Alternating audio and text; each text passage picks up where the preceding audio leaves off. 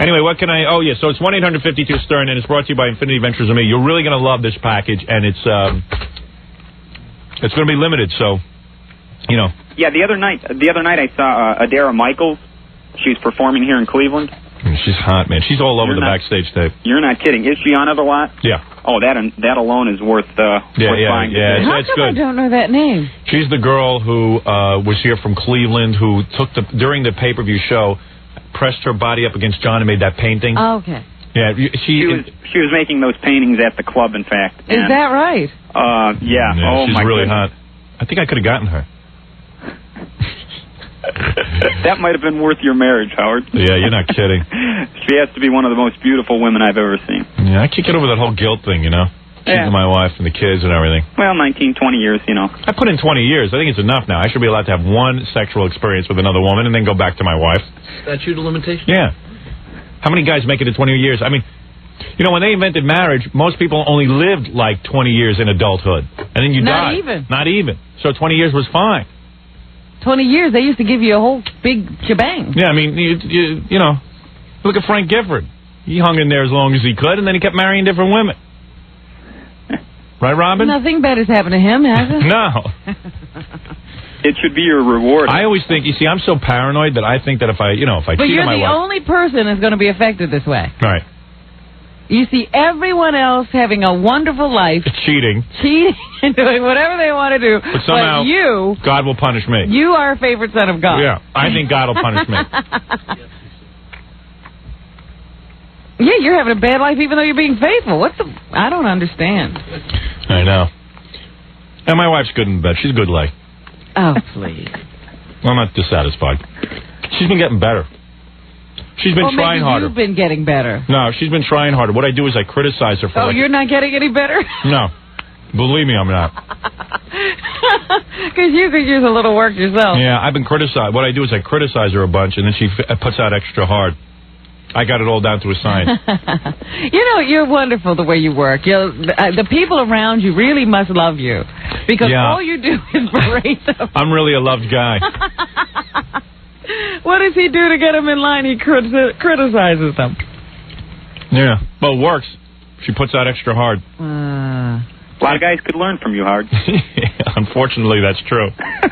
Well, the real truth is, and he ought to say it right here, he doesn't even think of cheating on his wife. Never. Every day.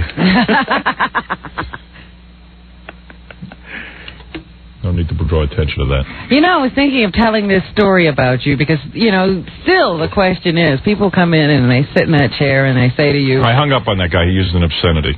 Do you cheat on your wife? Yeah. And there's a story about you when we were on one of these trips with a whole bunch of listeners. Yeah. And if you were a cheater... I would have done it then? You would have done it. What was the story? Don't you remember when we took that first trip when we were at NBC, went out to California, and we stayed in the hotel where the listeners were staying. Right. And you were up on a hidden floor somewhere. Right. And there were these two girls who would come there specifically to sleep with you. The only reason they were really good looking, they wanted to be in the contest was because they wanted to sleep with you. They wanted to make that score. Yeah, and one of them ended up sleeping with Gary. Right, to get to you. Right. She was trying to find your room numbers. She wanted it so bad she would even sleep with Gary. Right. And that's pretty awful. And then the last night of that we were there, they came to me and they said, "Guess what, Robin?" I said, "What?" And they said, "We got Howard's room number and we're going up to his room tonight in our teddies." I wish. Oh, yeah, you wish. So I'm sitting there, you know, I was about to meet you for dinner. So we're sitting in the restaurant having dinner, and I couldn't stop laughing. And you finally said, "What the hell are you laughing about?" Because you're going to get some visitors tonight. And you said, "Who is it?" "Those two girls you've been coming on to all week. They found your room number, and they're coming up to your room with teddies on tonight." Yeah. And you said, "Robin, if those women come near me, you tell them I'll rip their," and you use the T word for breast. Yeah. "I'll rip their..." My wife would understand. Why didn't they come up? Because you told Gary to make them stay away. Man. And I just want to say, no matter... When I say stay away, I mean, I got to say stay away. Just be persistent. And I just want to say, Howard, no matter how many times that girl slept with me, I didn't give her your room number. Good man. That girl was really nice. How did you dumped her, right? You dumped her. No, it just, that girl was awfully cute. It was a tryst. Is that the word? I don't understand why you wouldn't continue with that. I don't remember. He could have. He dumped her. Yeah? Wasn't she real rich? No, that was a different one. No, the trip was over, and then we just left, and I don't know whatever happened. How do you not follow that up? I don't know. I mean, that might have been the best piece of ass you ever got. I think it probably had a lot. I think I probably had a lot to do. No, I'd say that's about the best piece of ass he ever got. No, his wife is much prettier than that girl. You don't think so? His wife's very pretty, but not as pretty as that one. That one had some body. I think it had a lot to do with the fact that I had a girlfriend at the time, so when I came home... Big deal. Right. Why wouldn't you lose your girlfriend? I mean, jeez, I never understood you with when you were single. I don't ever understood why you got married. When you were single... Right. Like you would, some pretty good-looking girls you'd get off of the show, and then you'd only do it once, and then you'd dump them, or you wouldn't follow up. I don't understand that.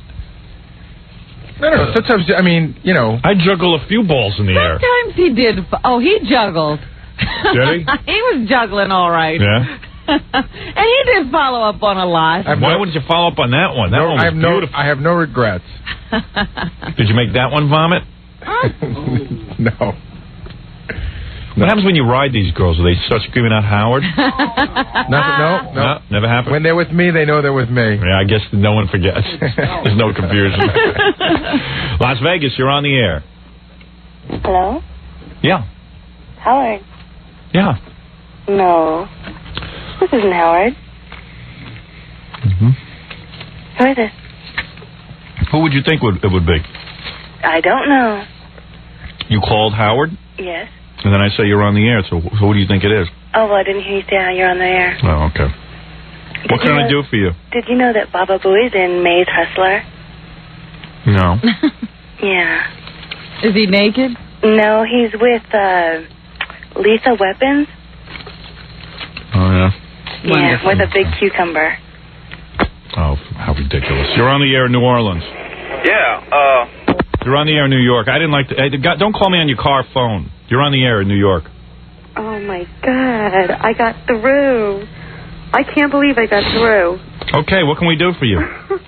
I have tried for the last 7 years to call you. Well, then you have something important to tell me, don't you? I love these people who wait 7 years. All right, coming up next is more Stuttering John tape. Everyone told me they loved that Roseanne Arnold interview. I would like to hear it again, actually. Would you? Yeah. Okay, and also, Gorilla does address a college audience that it is really not to be missed. So everyone hang in there for that. I'll get to that in a second. I wanted to talk to you about the FCC. And I wanted to tell you that the reason they give you such a hard time is because you've totally spoiled their facade. Do you know what I mean? No, I don't. I spoiled their facade? Or you've exposed them, and you have exposed... No, I haven't exposed anything. No, I haven't. I'm not trying to be cute. I haven't exposed anything. These are just politicians who decided to go after what they think is indecent speech. They don't know what indecent speech is. And they picked the wrong time to do it. There are too many other problems in the world. It might be good to go after this so-called problem when everything else is fixed. It's got to be a low priority. When a kid up in Rockland County is driving in his Jeep that he busted his balls to buy and a guy jumps in and shoots him in the head, there's more important problems in the world than what I'm saying on the radio. And I haven't exposed anything. The reason they're going after me is because the world is out of control. Somebody wants to look like they're in control. They got to look like they're doing something. Instead of digging, what would you rather do? Be interviewed every day about how you're going after Howard Stern and how wonderful you are? Or would you rather actually have to go to a community that's out of control and try to educate parents on how to raise their kids? Or would you rather just have the fun of going after Howard Stern? Which is easier? Well, you've become the scapegoat. Would you rather sit there and work at a solution to the problems of this country when we're in an economic crisis?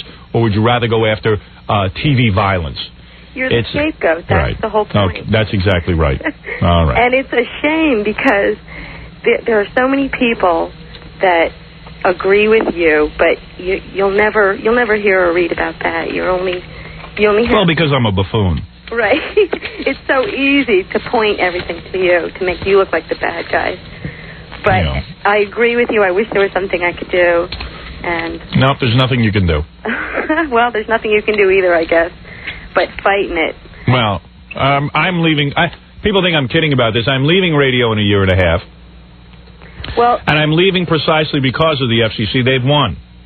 And I can't take it. I can't take working in radio anymore. I've had enough of it. If you leave the radio, If I leave the radio, nothing will happen. can you sell tapes? Can I sell tapes? Yeah.